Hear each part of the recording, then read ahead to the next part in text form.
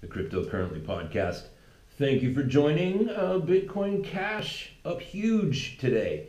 And it looks like the numbers would suggest that there wasn't really a whole lot of new money coming into the market or previous money leaving the market. It just looks like Bitcoin, Ethereum, Ripple, and Litecoin positions were sold so that they could buy into Bitcoin Cash on the news that Coinbase decided to trade it. So that's very normal stuff. And you're hearing a lot of people talking about panic selling and this sort of thing. Look, there is panic selling. Whenever you see panic selling, that's a good thing, all right? Because when people are panicky, people panic over just about anything. And I'm not talking about people other than me. I'm talking about this is part of the human condition. So it's you and it's me and it's everybody.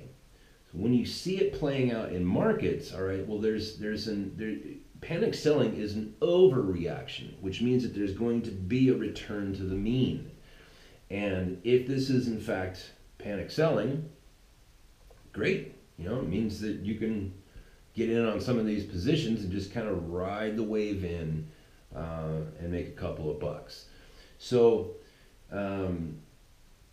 Bitcoin Cash, I'm hearing a lot of different things on this. I heard a couple of weeks ago that there were people saying, well, it's just a scam and they're just trying to make money. And listen, the Wild West, all right? People are talking about the cryptocurrency market, this new cryptocurrency market as being the Wild West, and it truly is. So let's try to come to terms with this and find out how can we profit from this. So a couple of things. What if you were in the Wild West, right? If you were in America in 1830 or 1850, right? And you were in the West, what would you see, right? Well, the first thing you would probably see is banditos, bandits, right? Thieves, criminals, people who are too weak to do the work themselves, so they just want to steal what you've got. And we're already seeing that in the cryptocurrency market. We're seeing hackers getting into these companies and stealing their coin, right? Well, that's not new. That's something that can be found all throughout history. So if we were in the Wild West, right, and you're a bank, Wells Fargo, right? Let's say you're Wells Fargo in the 1800s, and you have banking institutions in California and in the Arizona territory and the Nevada territory, right? These places, Utah, places where there were not even states just yet, and you have to ship money. And the only way to do that is put that on a stagecoach with horses on it and drive that money to its destination. Well, bandits were robbing Wells Fargo blind, and people were dying. And so what Wells Fargo did was they said, okay, we have a new policy here. We're going to make it so that everybody who rides out on a stagecoach that's carrying our money, they have to have somebody sitting right next to them that has a shotgun in case bandits attack. This is literally where we get the term riding shotgun from. When you and your friends are all heading towards the car and somebody yells shotgun, that's where that comes from, riding shotgun. And that worked for a little while, discouraged the weaklings known as criminals or gangsters or whatever it is that you want to call them. But then they figured out, well, if we just arrive in larger numbers, then one guy with a shotgun, he's got 2 shells in his gun, he can't get us all.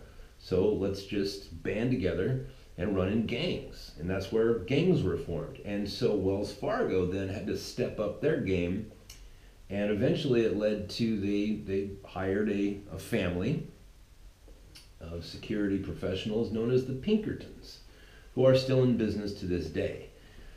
The Pinkertons were as effective as they were brutal. And the reason I give you that little recap. Now again, bandits, right? What did the bandits create? They created new systems of security and new opportunities for employment. All right. So even though I'm not trying to give any sort of praise to weak, sick people. I'm trying to point out that like we're in this cryptocurrency market now, and uh, there's going to be a lot of new innovations for security because it will be needed, right? We're going to see cybersecurity grow in leaps and bounds because of the cryptocurrency market. So I'm sure that there's companies out there right now that are probably offering coins. Matter of fact, let me just write that down. I'll do a little research on that. Research security. And there will be more, right? And we know that. We can look into the future and we can accurately predict that that is going to happen. Why? Because there's hundreds of billions of dollars sitting in the cryptocurrency market right now. I mean, do you think that, that there's going to be some sort of need for new measures of security, new types of thought, new ways of going about it? Of course there is. So that's a predictable thing, and so we can literally look to the Wild West. We can see what happened then, and maybe even call these people by their Wild West name. Like I was reading an article yesterday. I guess there was $70 million stolen in cryptocurrencies from some exchange. I don't know. I have to pull up the article, but that's a lot of money. And so whoever it was that took that money, those are banditos, bandits. All right, let's just call them that. And what else? What else might you see if you're in the Wild West? Well, that term snake oil salesman, right? Well, that comes from the Wild West because in those days, 100 years ago, 150 years ago, opium was not illegal. In fact, there really wasn't anything that was illegal in this country. There was cocaine and there was heroin and all kinds of things, and there was people would make doctors would make cough syrup out of opium. So when you got a little cold, you're feeling a little down, you take your little cough medicine, and it would put you right to sleep. Well, there were salespeople that would bottle this stuff, and they would put a label on it, and they would claim that it was snake oil. And what they would do is they would go town to town, and they would talk about the miracles of this new remedy to cure your ails, just like we see today. There's every couple of months there's some new miracle cleanse or new miracle vitamin that you got to take, new miracle root that you have to be eating. Well, okay, some of that stuff is good, maybe even a lot of that stuff is good, but you see what I'm saying. A lot of that stuff is garbage too. What were those tablets that everybody was the diet pills? Do you remember what? Anyways, 20 years ago, 15 years ago. Mini thins. People were eating mini thins, to get high 10, 15, 20 years ago.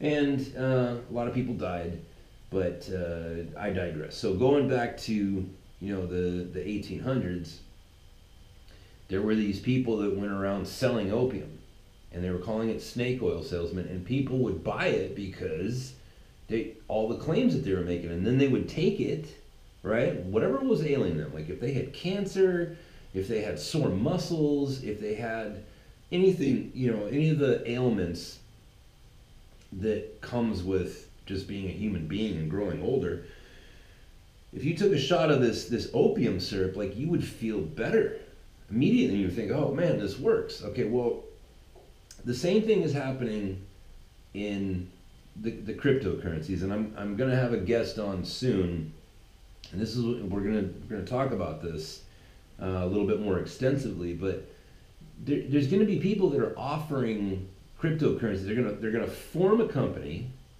and they're going to offer a cryptocurrency, and they're going to sell it because they know that they can, and they're just going to They're just going to say, well, we have this new solution to a new problem, and if you give us, $1 million in funding, we'll give you this coin, and we're going to go and try to fix this problem.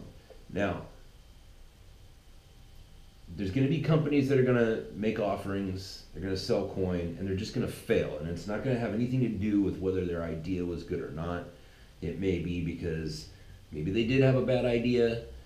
Maybe they didn't have the right people staffed to see the project through.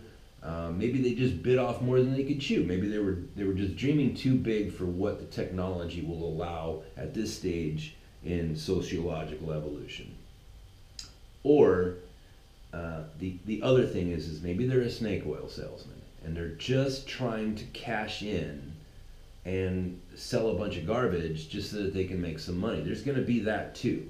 And we're going to see that, and we already have seen that in the cryptocurrency market. So we can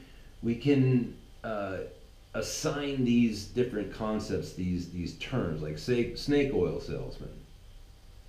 When you're looking at an ICO, for example, that's one thing you have to ask yourself is, are these people trying to solve a problem? How real is that problem, and what is their solution? And who are these people behind the company? Can you look them up?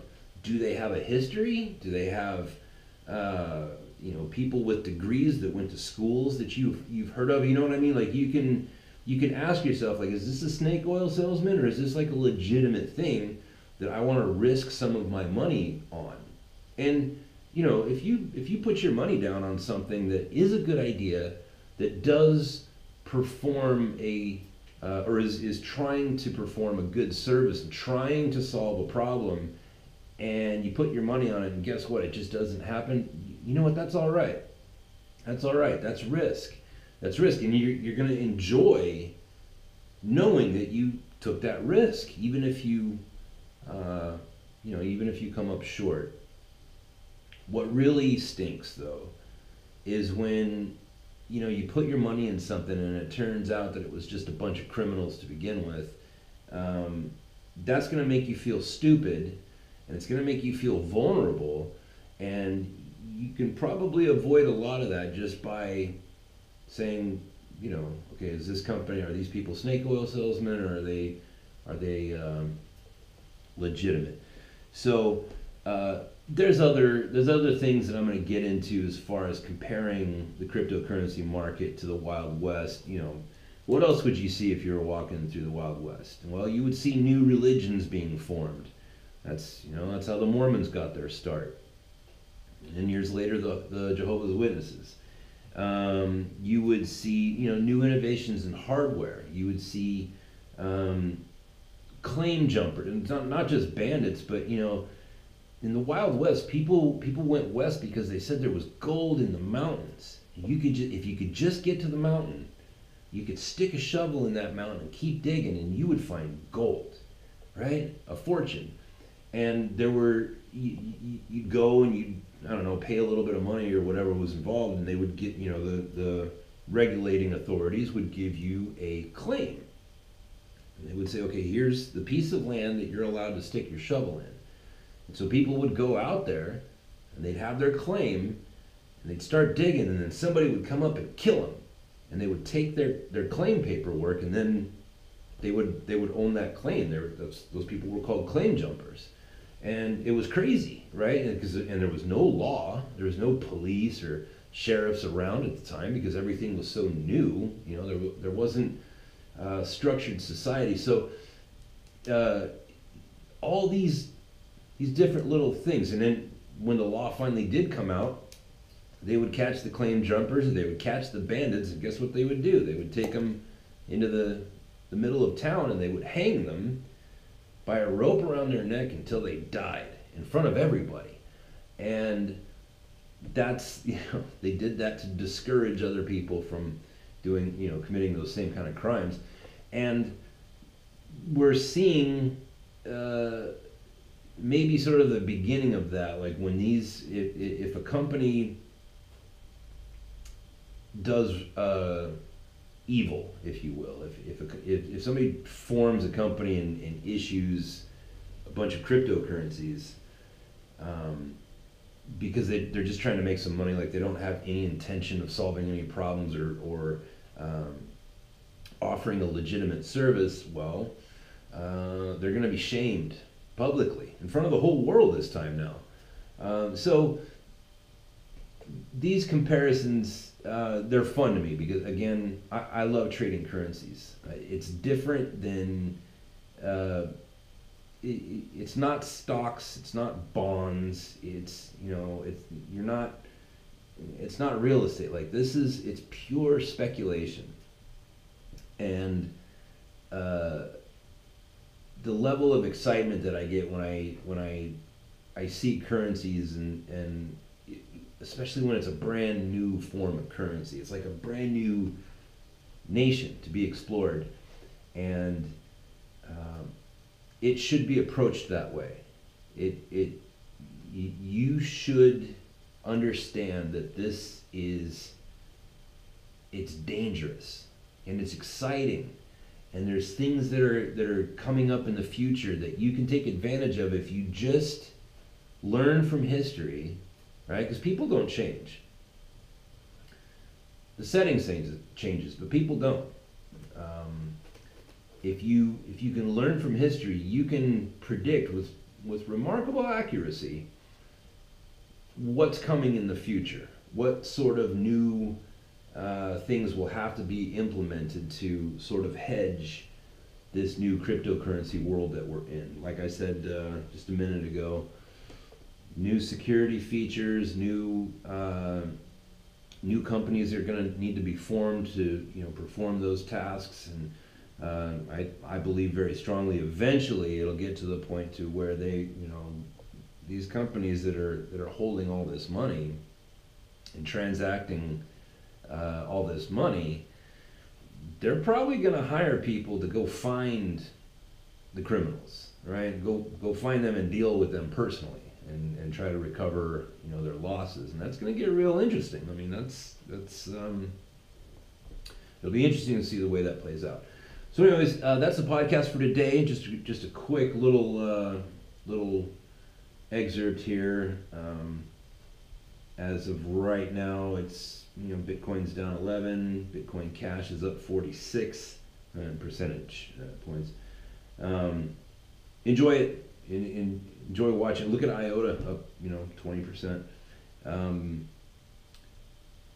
Do not put more money into this market than you are willing or able to lose, and ride what you can, understand as much as you can, and be safe, but take risks. I'm out.